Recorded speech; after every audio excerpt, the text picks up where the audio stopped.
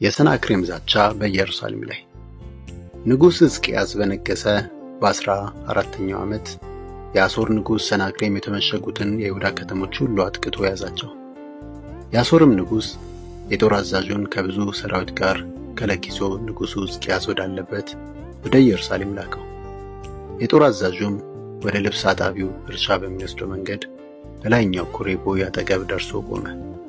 የቤተ መንግሥቱ አስተዳዳሪ የኬልቅያስ ልጅ ኤልያቄም፣ ጸሐፊው ሳምናስ፣ ታሪክ መዝጋቢውም የአሳፍ ልጅ ዮአስ ወደ እርሱ ወጡ።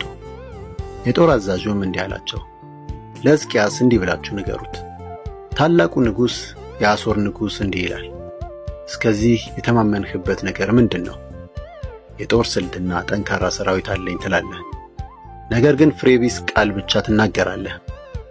ለመሆኑ በእኔ ላይ ያመፅከው በማን ተማምነህ ነው? እነሆ ሰው ሲሞረከዘው እጅ ወግቶ በሚያቆስለው በተሰነጠቀ ሸምበቆ በግብፅ ተማምነሃል። የግብፅ ንጉሥ ፈርዖንም ለሚታመኑበት ሁሉ እንዲሁ ነው።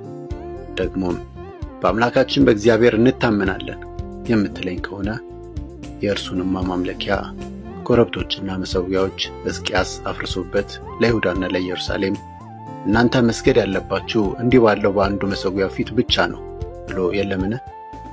አሁን ናና ከጌታዬ ከአሦር ንጉሥ ጋር ተደራደር።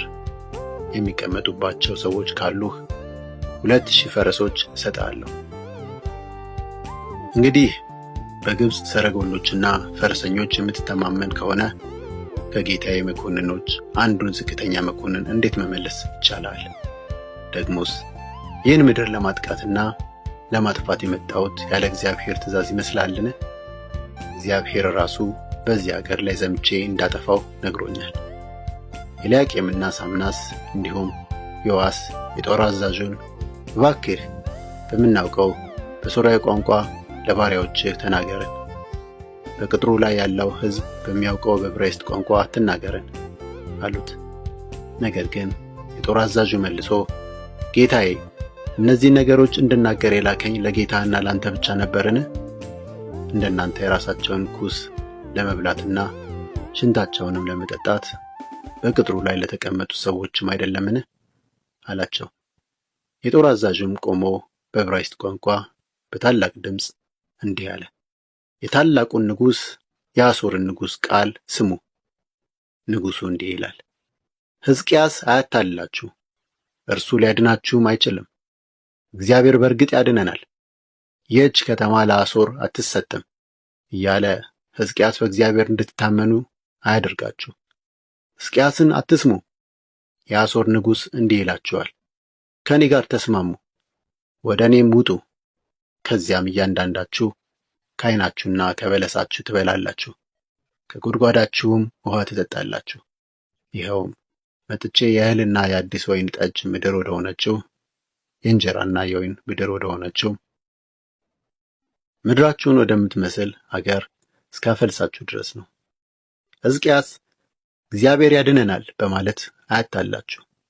ለመሆኑ እስካሁን ምድሩን ከአሦር ንጉሥ እጅ ያዳነ የየትኛው ሕዝብ አምላክ ነው? የሐማትና የአርፋድ አማልክት የት አሉ?